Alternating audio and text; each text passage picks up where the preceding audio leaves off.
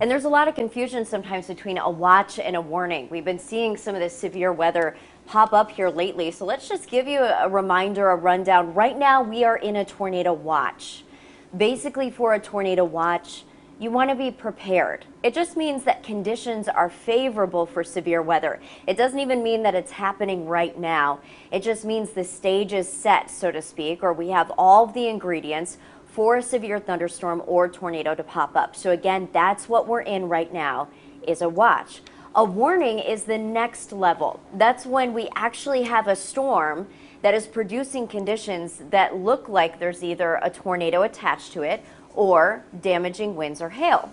So with that being said, once a warning pops into the screen, you want to take action because severe weather is either already happening or it's imminent.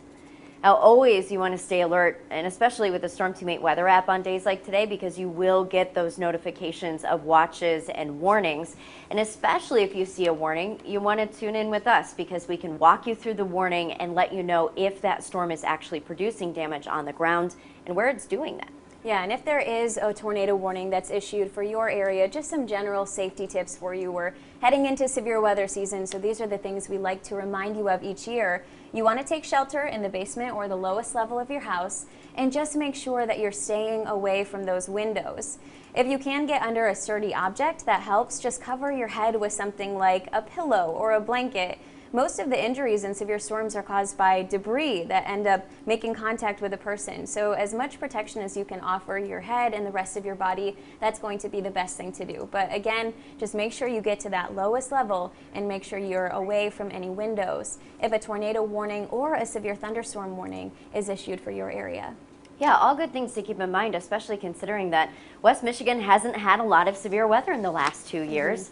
So we kind of need these reminders. It's like, okay, where do I go? Just like Bill mentioned, get away from those exterior walls. Yeah.